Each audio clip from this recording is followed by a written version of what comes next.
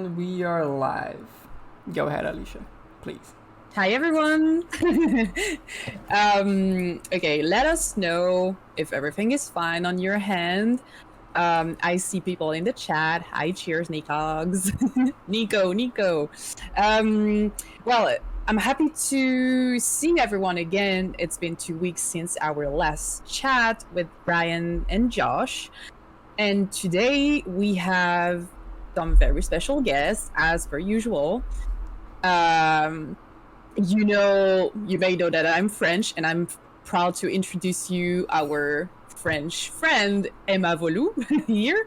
Hi, Emma. Bonjour. Hi. Bonjour. Hi, baguette and croissant and pain au chocolat. And, Exactly. and then we have another amazing artist, Clara Luzian. Am I saying it correctly? Yeah, it's Clara. Clara. It's just Clara. Yeah. Amazing. And then, of course, we have our amazing co-host, Fisk, and myself. So welcome, everyone. I'm so happy to have you guys, or girls, should I say, on the stream like today. It's been really amazing to follow your journey on the NFT space and before as well. I've been so impressed about everything that you do, and I'm excited to ask yourself some question. So for those of you in the chat and for the viewers who are unfamiliar with what we do here, we usually start by introducing our guests and then asking everyone what has been happening lately in their lives and how everyone is feeling, and if they are struggling with anything or if they have anything they want to touch base on, because this is a safe space. We really try to open up and be as much as vulnerable as we can, because we feel like this is important and these are important conversations to have. So without further ado, I would like to ask Emma, how have you been feeling lately, and what has been going on your mind and on your life? Oh, I've been feeling very stressful, honestly. Like all the summer has been stressful for me because I'm adding like several jobs, like 3 jobs at the same time, and I feel like it's too much. But today I'm feeling fine actually, and I'm very glad. Oh, yeah. Yay, amazing. It's a good thing to celebrate, actually, to celebrate the good Yeah, days, because I feel like we exactly. tend to just not do that as much as we could. So I'm glad to hear that from you, and we will go back to those things you mentioned, like about having several jobs and being super stressed, because I feel like this is work related, from what I hear from you. And this is an important thing to address, I think. Clara, I wanna know about you. How are you feeling? What has been happening? I know we've talked a bit lately through DMs, and I really appreciate you. So I just wanted to know more about what you're going through lately. Well, as you might know, I'm feeling so stressed right now. I can't say I'm good. I feel horrible today and the last week, Okay. especially with my Nifty Gateway drop coming very soon. And yes, like last week, I felt like touching like the bottom of my personality, and I was feeling so stressed and so lonely, because I mostly had the idea for the drop, but everything to do and all the decisions you make through the process of creating something. And it was in a point that everything was unknown, and I feel so overwhelmed for the fact that I have to be in the computer, like in the state of creation, but also cannot be distracted too much by it because I have to be present in socials, and also feeling that it's never enough for socials. And yeah, being present there and also creating stuff is very difficult, as you may know. And well, it's a roller coaster. sometimes I find some peace, and I feel glad of how the drop is going, the direction, the style. I really like it. But this just happened like yesterday that I found like the right style and the right idea behind and stuff. So yeah, but at this point I'm so stressed that I feel that I can't like even enjoy having reached a moment of the of the collection of the work that I like, But yeah, I know we're feeling the same way, so that's kind of rewarding that we have a community and we all at the same path. But yeah, sometimes it feels lonely. So it's a constant struggle to find the right coping mechanism, minute by minute. Yeah. So yeah, that's. Yeah, obviously I'm sorry to hear that you're feeling that way, because I don't want that for anyone. Like all of us are experiencing that, and I feel like being in that state, we do not want the people we like and love to go through those stages as well, because we know how hard it is and how painful it is. So obviously I feel really saddened to hear about that, especially because you're amazing, and I wish we always say like I wish you could see yourself as I see you and how we see you, and it's difficult because that perspective we have on everything we do and our feelings is basically biased because emotions are stronger than everything. And it's difficult to deal with that, and I feel it's important to address that, and I'm really happy that you're so honest with us on that, and we're going to address all of that in a couple minutes, but before, I wanted to also ask Felipe, how are you feeling, my dear? Yeah, just as a side note about like Clara, like I think that this feeling of on the creative process, this feeling of creating a collection and not knowing where to go, because collections and drops, especially on Nifty, are so damn huge per se that it's a really strong and big creative effort to actually create something like that. And right on the beginning is actually the hardest part ever, right? So totally. Yeah, I totally resonate with like this feeling of Jesus fucking Christ, it's so much to be done. Yes. And like where are we gonna take my creative direction and my creativity? So like I totally resonate with that. I've been there multiple times. So yeah, thanks for sharing that. Totally. As of me right now, like this past few days being 100% crazy.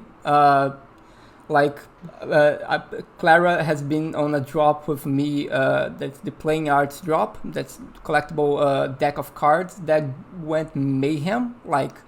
Way above any expectations, and that came with a lot of pressure and anxiety of keeping the momentum of the project going. And on top of that, some other sales on my personal stuff that I wasn't expecting, and I mean that's amazing. And meanwhile, all these stuff were going mayhem professionally and generating a lot of positive anxiety per se. I had some strong issues on my personal side with some family members on the hospital and stuff like that.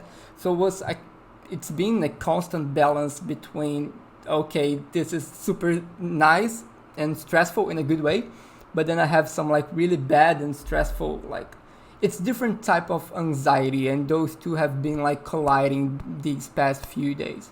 But yeah, all in all, I'm keeping my shit together. But yeah, so I'm happy that we are here today to discuss and to share our feelings, because it really helps. Totally. Yeah.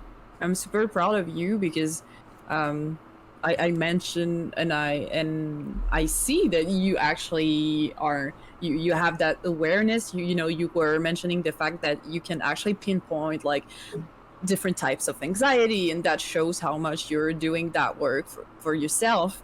And it really helps to just determine feelings, thoughts, emotions, what's related to what, because like that's the way you're going to be able to perhaps go through them the more you get used to it. And I feel like that's a beautiful thing to have. And I feel like, you know, it's a good beginning. At least you wanna start somewhere. So you know that I'm always proud of everything you do, and I'm really proud of you in Thank general. you, I'll just say a word about well, no one asked me, but I will ask myself anyway because I'm the host, so I can do whatever I want. No, it's fine. I just wanted to add that lately, I've been in a bit of a roller coaster, to be honest, because I went on a small vacation, went off signal for a couple of days. It felt amazing, and then it felt horrible, and then it felt amazing, and I was like going in between those stages when I was like, that's amazing, I don't care about NFTs, and that's like, who fucking cares about NFTs when you can go to the lake and run and, you know, swim and all of that jazz. And then like 1 minute after, I was like, oh my god, like, what's happening? I don't know what's happening. What if I'm missing something? What if something's happening and I'm not there? So obviously a little bit of FOMO, you might have understand that. And then fun fact is that when I came back to civilization, I came back to a lot of rewarding events because I've sold well, actually almost all of my pieces, and that was really, really weird because like it's been 4 months of like not selling anything. Obviously a lot of questioning myself, being so self-aware and so feeling so bad, feeling so, like I wasn't anything, and that my work was worth nothing, and that all of the things that I do are just for fun, and that no one really cares about me because like I don't care about myself either, and all of that jazz. So really negative mindset, and so it fell into place. And when it comes and when it happens, basically it just reminds you of like all of the I'm really into karma. I'm really into the universe diversing all of its intentions into your life, and all of the things that you do are coming back towards you. So it felt like a good reminder, should I say. But it also comes with a price, because everything comes with a price. So when you are a bit successful, or at least the idea of success makes you self-aware again, and imposter syndrome strikes, and then you know the vicious circle is back again. Yeah, as a side note, it is quite impressive how no matter how much we tell ourselves that sales don't matter, like when we go through a downtime where we don't sell a piece for like 2, 3, or maybe 4 months, it really hits us, you know.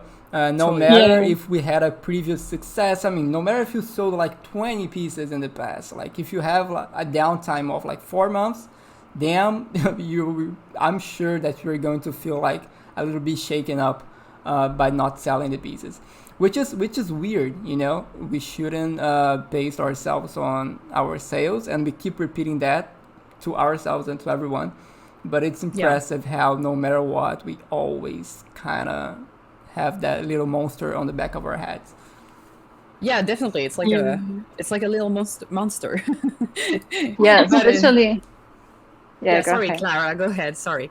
Yeah, especially if you think about it as a long-term movement, you know, and we like OGs feel like we're setting the base floor for next generations and stuff, but also do not have a clue how to do this.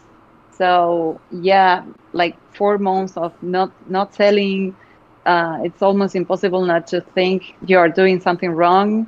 And then you realize that you're doing great, really, like it's just 4 months of a movement that can last like 20 years. I don't know. How do you feel about that? Totally. I feel like no matter how we try to rationalize things by saying to ourselves and to others, like, this is the market, and it's going to pick back up, and it's normal if everything is like that way at the moment, etc. The very fact is that our mind are everything except rational, like there's nothing rational in the way we think and the way we feel things in general, and which is why it's difficult to trust those things, and even trusting them while you say these to others, because it's the right thing to think, but your mind, it has a conscious on its own, and it has to go its way, and all of the thoughts we have while experiencing those things, we don't have control over them, and it's really difficult. And also there's also a pressure of like, I know that's a question that some artists have been talking about having a legacy and really building a legacy for yourself as an artist, and leaving your mark into like the really, really vast history of like art and NFTs and crypto art. It's difficult. But sorry, yeah, I get ahead of myself there. I wanted to go back a bit back in time, and pick back up to what Emma was saying at the beginning, when it comes to having several jobs at the same time, because I know that a lot of people think that NFT artists are doing NFTs as a full-time job, which is not the case for a lot of people. Like a lot of us have still client work. A lot of us have also other jobs on the side, like jobs that pays the bills, basically. So, Yeah. Emma, I wanted to ask you, what's the most stressful part of having those two jobs? Is it about the fear of perhaps missing something when you have to go back and forth between your jobs, or what's bothering you the most there? Yeah, so actually, I started doing NFTs like back in February, and I have a very good start at the time, like making huge sales and stuff, and so I was very happy. And so for 4 months, I was able to live through that, like Okay. the money was okay. And then this summer, I started to do like some little jobs, like as usual. Like at the moment, I'm managing apartments on my city, Okay. like for Okay. tourists. And but it ended, like it was just only for 1 month. But also I'm an illustrator also, sometimes do commission and stuff. Yeah, And you do also I'm commissions. since 2 months or three, I don't remember. I am a Mocha ambassador too, so it takes sometimes added to the Oh yeah. NFTs and just yeah. So yeah, basically I produce some videos and content about the museum and then post them on my Twitter account. And yes, it has been very stressful by managing those apartments. And then also don't forget the artist part inside me. Like I want to do some pieces, I want to release something, because sometimes I'm just doing nothing like for myself for months and I feel so bad about it. And I always think that people will forget about me or stuff, and I'm always trying to have a good algorithm on my Twitter. I will be there, like when something happens, and it's so hard to take the distance.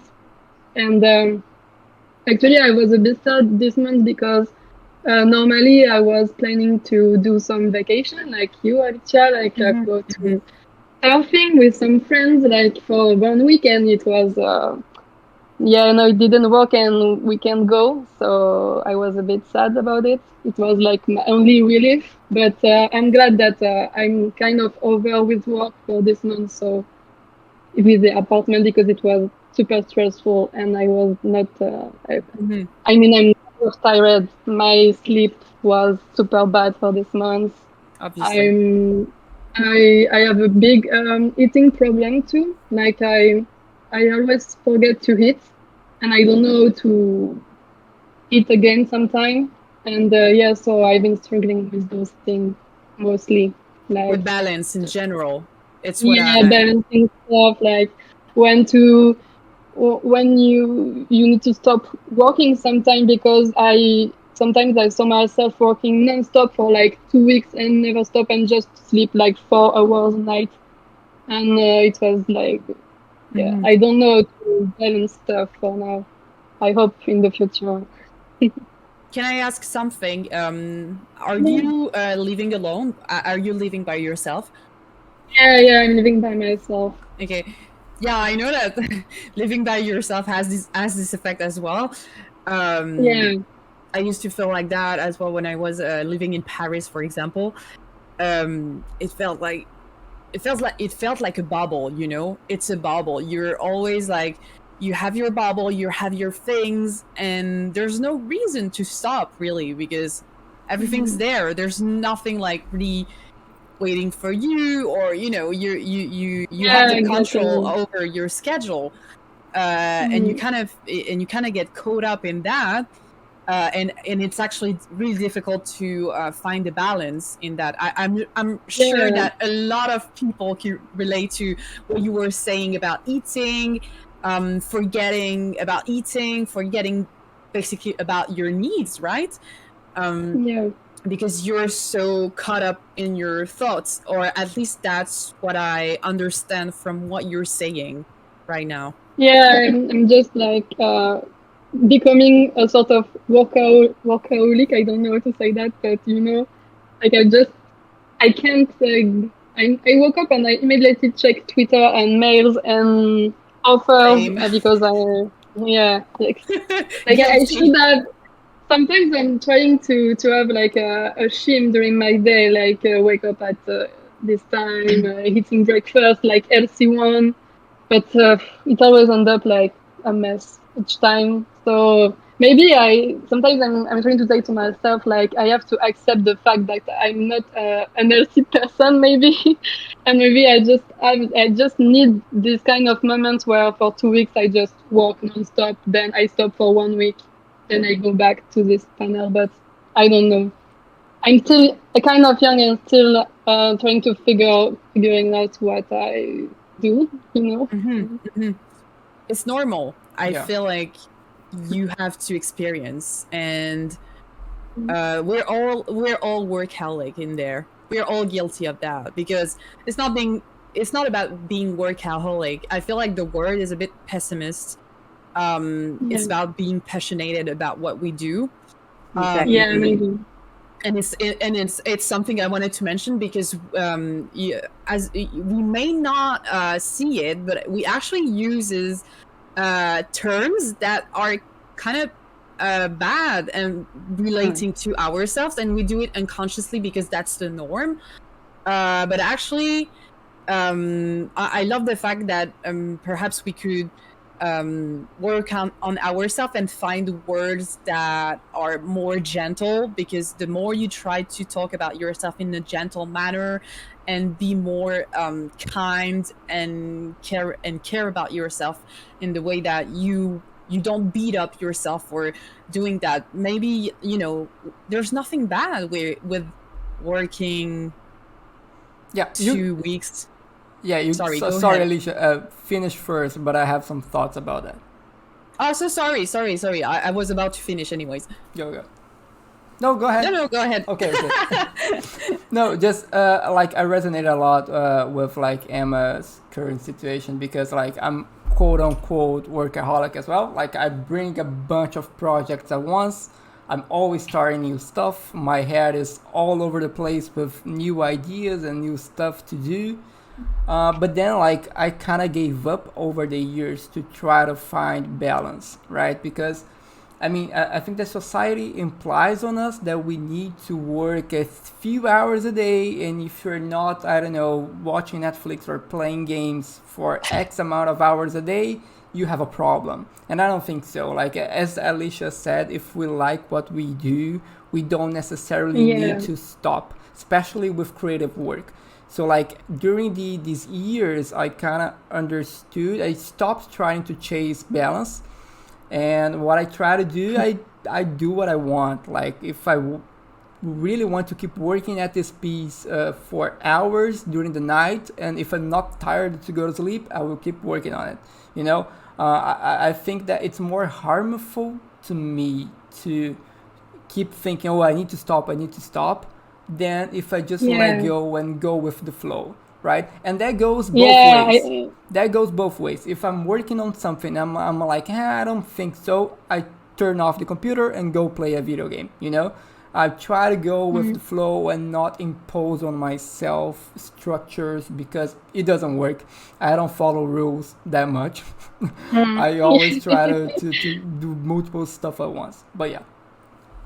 Yeah, exactly. Like, oh, sorry. Yeah, go ahead. No, go ahead. Okay. No, go. Okay, I also find myself doing that, especially when the pressure of a deadline comes, and I just naturally take a Wednesday.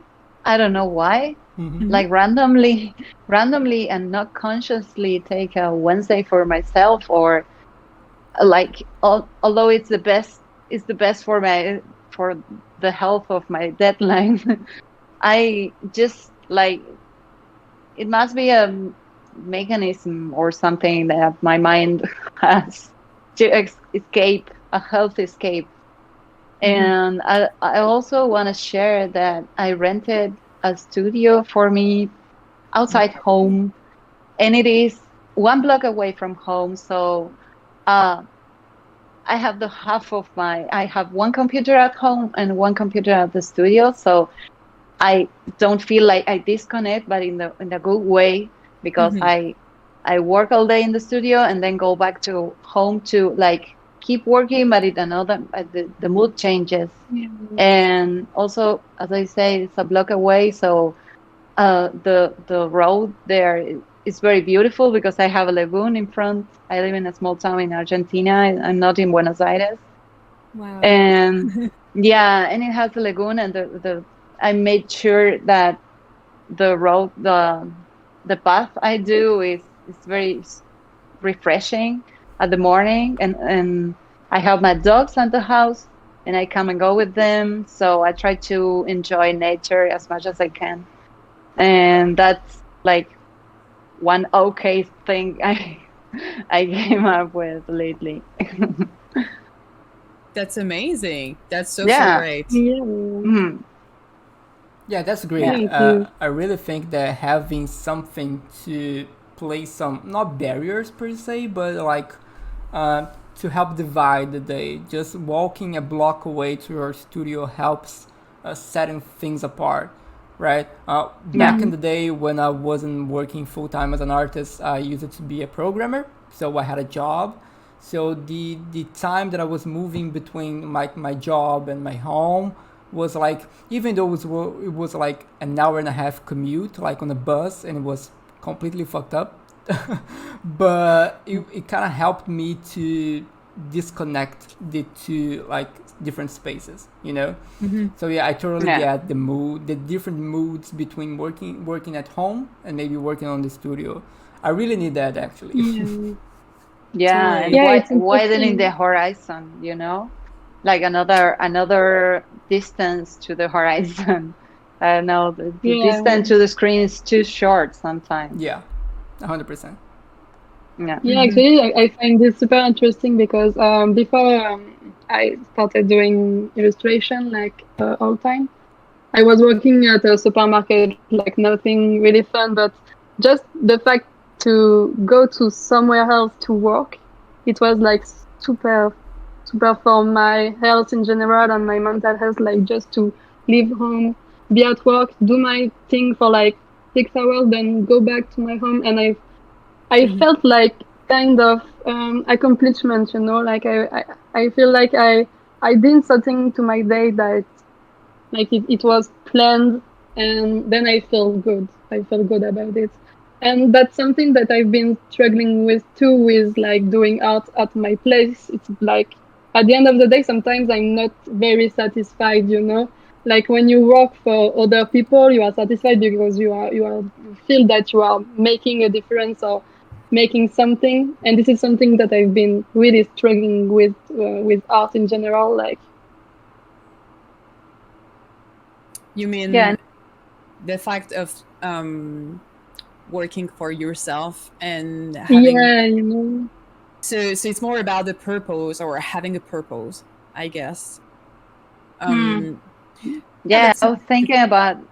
Sorry, I was thinking about that walk to your home and from your home to your work.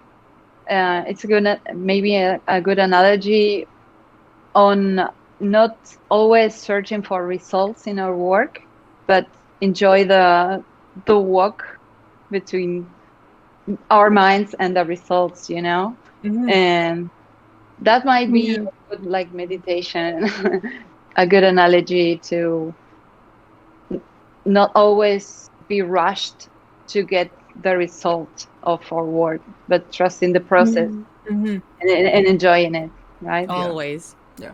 Always. I kind of really connect with that because I've done every days for a year, right?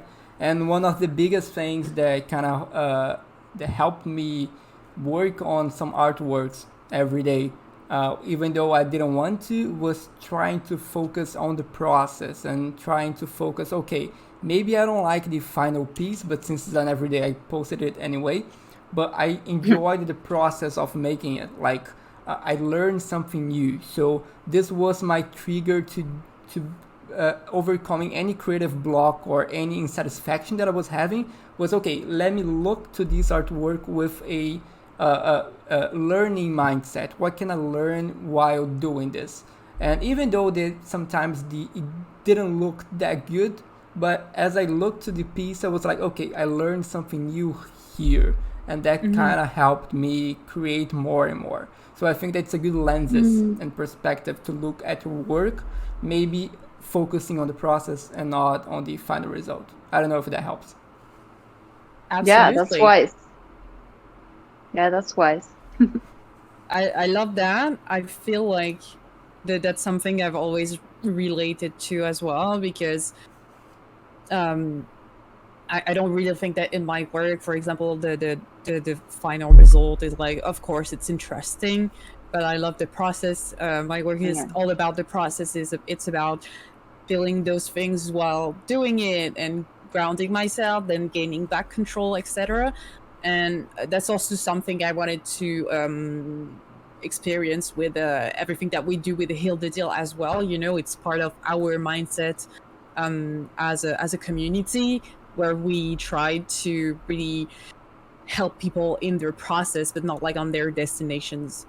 Like the destination is healing, but you and I and everyone know that healing will take a lifetime, or maybe 2 lifetimes, you know, or 3. But what we learn through the process is something that we never forget, and that's what's important. And I feel like it reflects in our work. And I'm so really proud of everyone for acknowledging that and for being so aware of that. And I wanted to just give a little tip or something. I know I say that a lot, but I feel like, as Fesk was saying, it's important to find that gratitude and recognize when you achieve something during the process. It doesn't have to always be something major, you know. It doesn't have to be, I made that much amount of money in the job, or I made or I may not, or I achieved like some of that press or not, you know. It's more about those little things that you learned by yourself through the process. So it could be about how you change your mindset, for example, how the project has changed your perspective on something about yourself, or on your work or anything. And I feel like that's the most rewarding part, actually, because you're going to be able to take that and put it into another project, and you're growing like that. And I feel like it ties up pretty well with what I wanted to talk about with what you said, Clara, because you were mentioning how you were struggling. Well, everyone mentioned how they're struggling actually with work and with projects. But I know what you're going through, and I feel like all of us know what you're going through right now with the drop and the pressure, etc. And I wanted you to perhaps take some time to analyze a bit more of what you've been going through during this process and during this new experience, and perhaps see how we can find positive things to say about that experience together.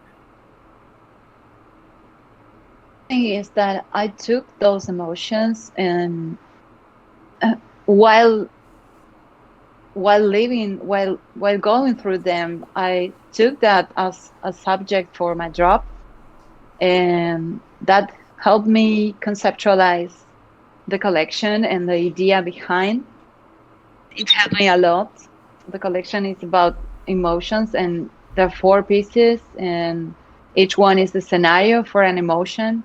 And I'm also always trying to meditate, to do meditation, to do practice. And that helped me a lot to accept those emotions also. And not only like having a clear mind or a sense of dumbness or just be sleep over emotions, just going through them, accept all the stages, and then I took that concept to work on the drop, so it's gonna be meaningful and very deep for me. And of course, you're always thinking about how deep people will see that, but it doesn't matter at the end, because I am now pretty comfortable on how the pieces are coming. And I now understand the process was really important, and all the things that came to my mind were really important to achieve these pieces. Although I may have not like especially enjoy the process so much, I see it like it happened today that I like the pieces, like really today. Like, so I feel like definitely I learned something for that. And as I was saying, I feel very like tired to enjoy it yet, but I know I've learned something.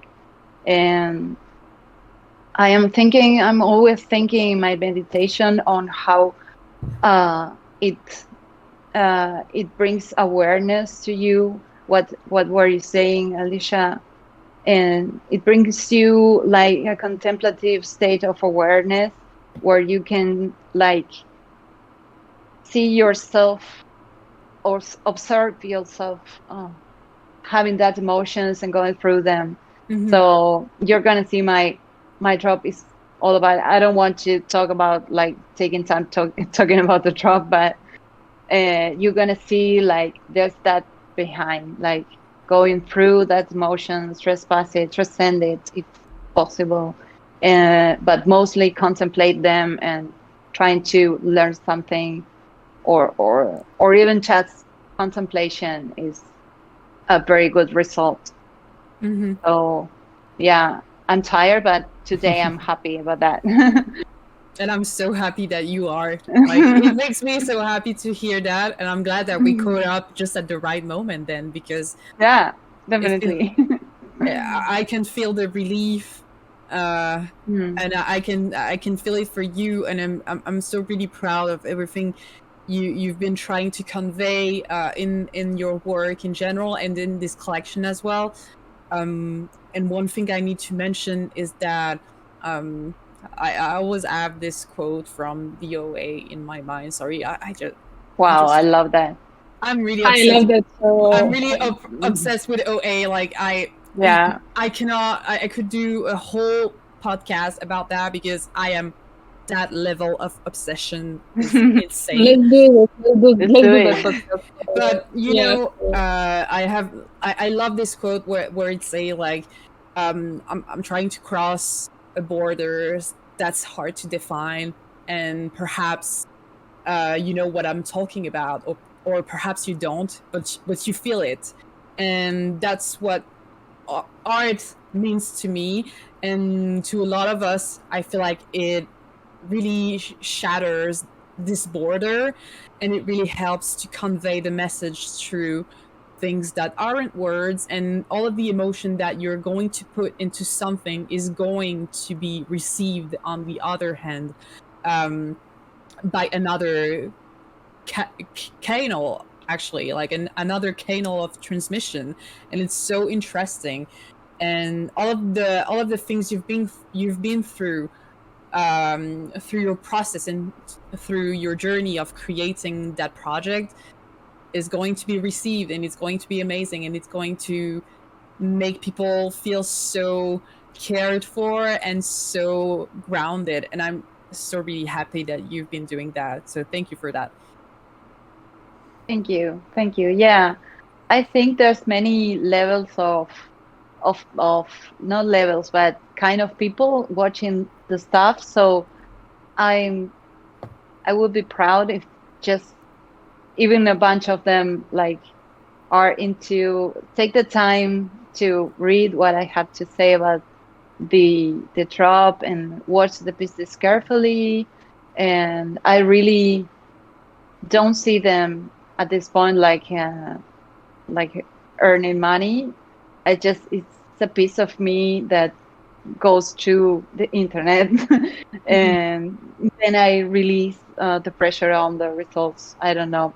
We all don't know what is gonna happen. So I found like the mindset of letting go was right for enjoying the process mostly. Yeah, one thing that I would love to touch is that, okay, since you're putting a part of yourself on the pieces, it's kind of easier to let go of the financial side of the NFTs, right? So like looking back at November, I made the terrible mistake that I think every NFT newbie does, that, okay, I sold my first piece, let me mint a bunch of them right now so I can sell more. I think that every single person that comes into the space has this kind of thoughts. And the thing is, you're minting something that maybe it's not 100% like genuine out of you, right? And I feel that my pieces that I've minted, that I didn't have the 100% intention of like minting that and recording that, I had more pressure. Like I wasn't super chill if it didn't sell, right? So the pieces that I know that they carry like part of me and strong emotions about me, I don't care if it sells or not. Like I'm minting that for the sake of minting and like registering that moment and those emotions. So to me, like it makes 100% more sense that, okay, I'm proud of these pieces. I've deposited my emotions and part of me into them, and I don't care if they sell or not, you know, because just the act of minting and registering them is like kind of enough per se. Of course, at the end of the day, we want them to sell, but Yeah. but Yeah, I of think course. that's kind of easier to accept in case that it doesn't go 100% well and stuff like that. At least that's my perspective on it. Yeah, absolutely. Emma, you wanted to say something? Sorry. No, it's okay. Okay. Another thing I wanted to mention really quickly about everything we've been actually saying since the beginning is that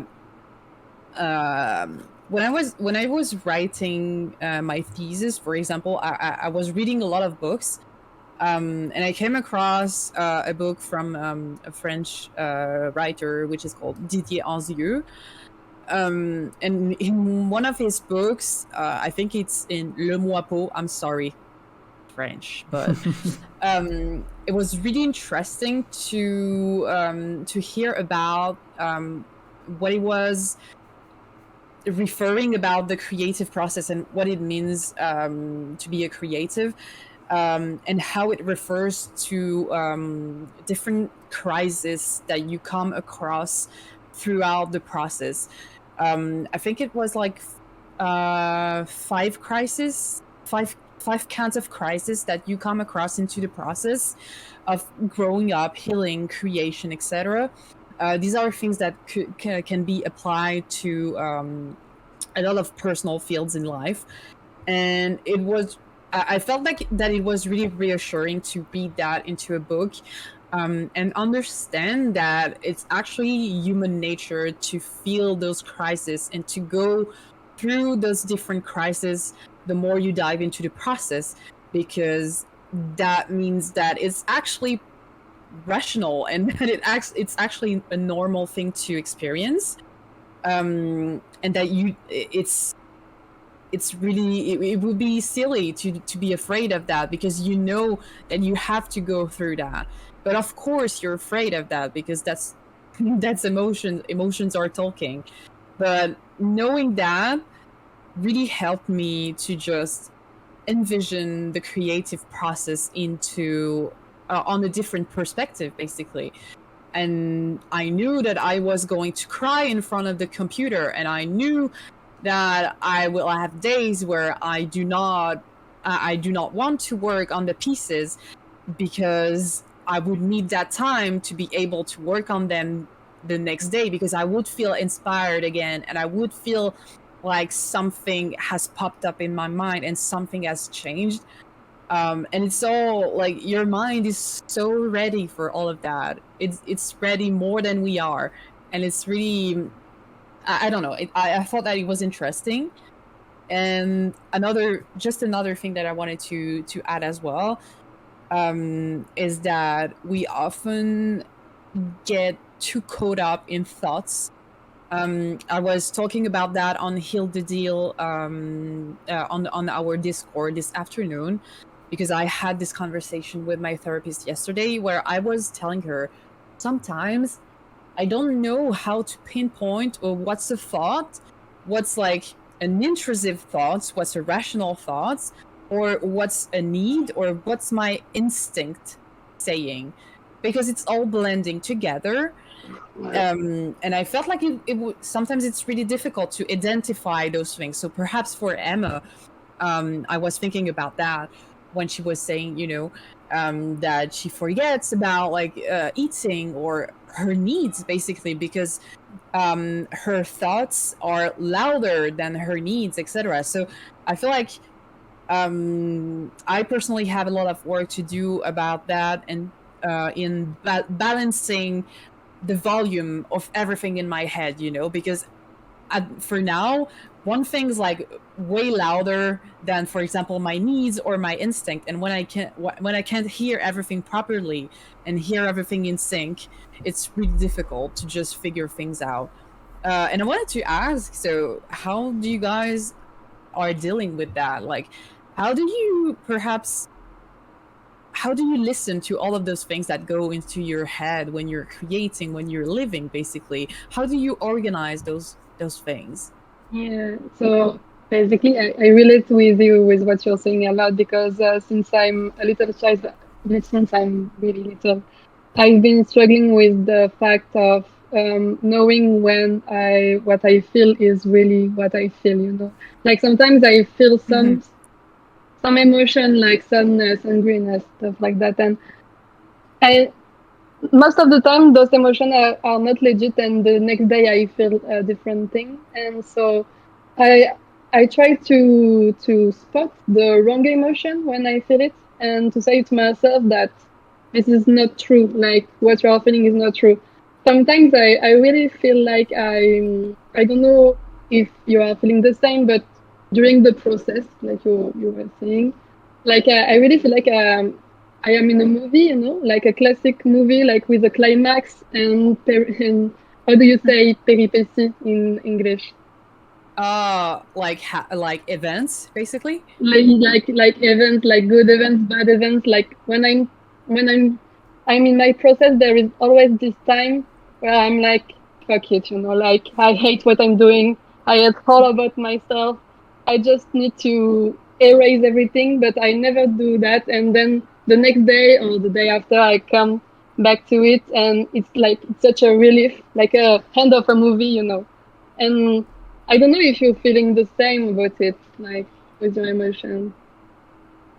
Yeah, definitely. And also, sometimes I find more or less difficult to articulate the emotion, which we tend to think is a mental thing, and what happens to your body when you feel that emotion. And sometimes your mind find a way to cope with that, and you say to yourself, as you were saying, this is a movie, okay, this is not so important as it seems, and you be able to separate the important to the not so important, but then your body is already on a state of stress and alert, and maybe your heart rises. I've been like, the whole week was, my heartbeat was so accelerated the whole time. Like, so it's a constant dialogue between what my poor body is living, and what my mind try to fix, you know. And especially if you forget your special need, like sleeping or eating, then the body will like turn all the alerts on.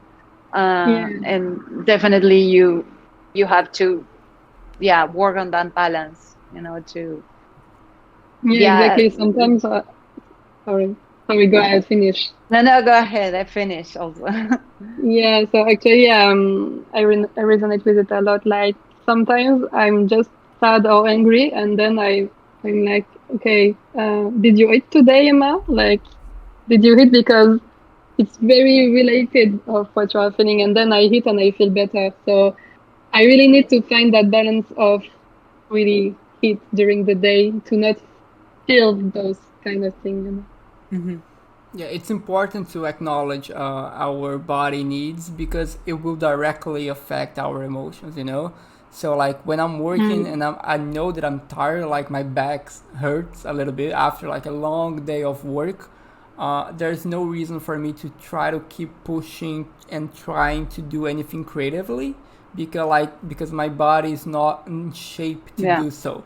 So like my body is not in shape, it will reflect on my mind. My mind is not in shape to be creative.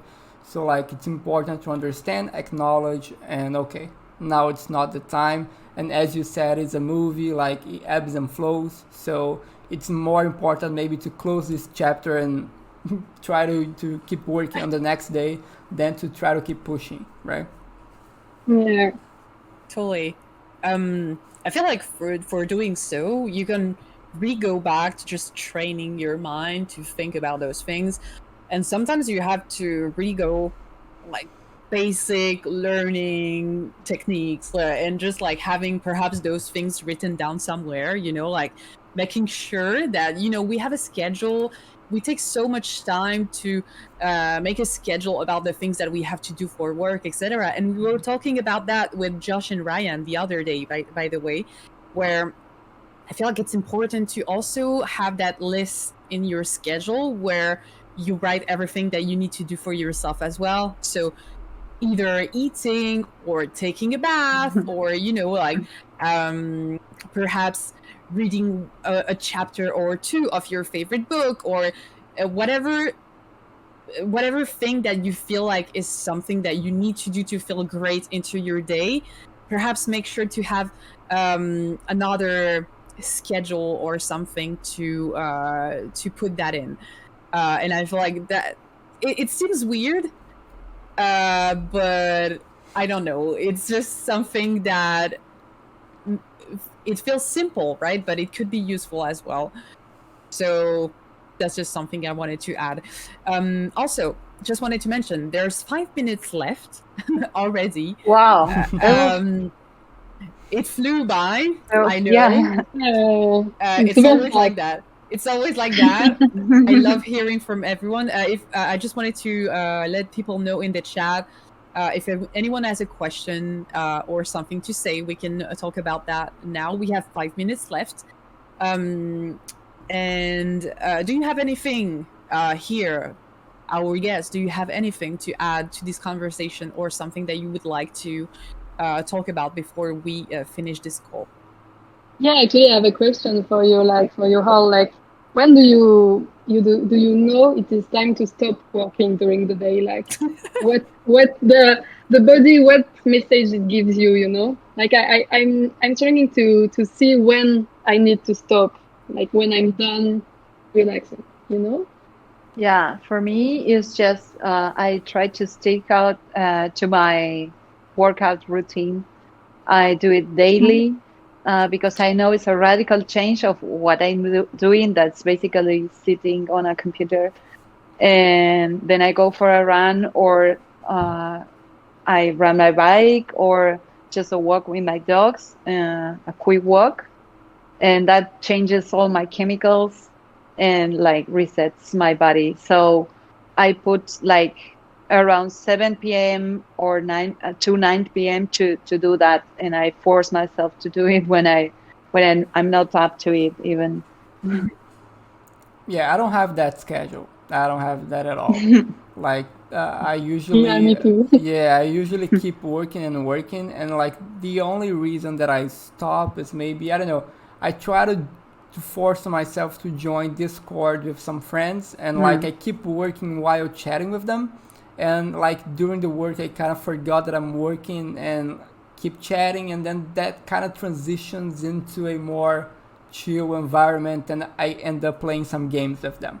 So this is one of the things that I do to kind of try to organically stop working. Other than that, it's just if I'm not feeling creative, if I'm tired, and I try to listen to that. But I still need to work on a proper schedule, like a workout routine or stuff like that, to try to force me. But that's the thing, like over the years, the more that I tried to force myself a schedule, the worse that I got. Like I can, I don't know, I don't work that way. You know, if I'm feeling that I need to work out right now, then I go. If not, I cannot force myself. I don't know. I should try it. I know, but it doesn't work. I just for my, sorry. No, go ahead. I just force myself because I know I will feel better afterwards. Yeah, that's why. Like I've never had to like start running right away, but I know I will feel better later. So that in that sense, I forced me. Yeah. Somehow. Yeah, totally. I feel like for me, it's more about the fact that I so my partner sometimes come by, you know, and when he finishes work, it's like 5 p.m. or something. Then we eat. Then I work again, and then I try to say also by like 8 or 9 in the evening I will stop, because like we need to, of course, have quality time together, but sometimes I cannot. So that's why we are living separately, and you know, like we can have those moments where if I really need to work, I have the space for myself, etc. But it really changed a lot of things for me, because like I was saying to Emma, when I was alone, it was really difficult to just stop. But if you're living by yourself, etc., it could just be something that you program through for example, your cell phone. You could put an alarm that says like stop working, or you could use, as I was mentioning to Fes, you could use Freedom, the app that basically blocks some of the apps you want at the hour you want. So it's a nice way to manage you know, your usage of on your computer, etc. And it kind of reminds you, and it kind of force you to just step back. I do that on my phone as well, on the iPhone. You have that feature to block certain apps after a certain hour, etc. So I usually do that with mine from 10 p.m. to 8 a.m. or something, and it really helps. Or sometimes I bypass that if there's like an urgency or something, an emergency, sorry. But it actually really helped me to manage my presence on social media and the pressure of always being around, etc. So that was just a little tip and tricks. And with that being said, it's 5 p.m. already, so it means that it's the end of the chat, and I'm sad because it was so great. Yeah, it was great. Yeah, really. It was amazing to have you all. Thank you so much for accepting the invitation, for being so honest, showing your emotions, being vulnerable. I really appreciate it. I cannot begin to express how grateful I am that all of the guests we have are so amazing and know so many things and are so open about everything. I couldn't dream about best friends and guests to have on these conversations. So thank you so much. For everyone who obviously wants to follow Clara, Emma, Fesk, and myself, you have all of our socials. And we will see everyone around in the next live stream, so in about 2 weeks, because this is bi-weekly. And in the meantime, you can always reach out and join us on the Heal the Deal Discord, where we provide daily support for everything, basically. And that's it. So without further ado, thank you so much, everyone. Have a good night. Have a good day. Thank you. Thank you Drink so a lot much. of water. Yeah. And wear SPF. Real quick, do not leave the call. I'm just going to finish the stream, but do not leave the call. Yeah. That's the background of like what's happening here. Yeah. The live stream is a program. Anyways, thank you so much. Take care, everyone. Thank you. Yeah, bye bye. Thank everyone. you so much. Bye bye.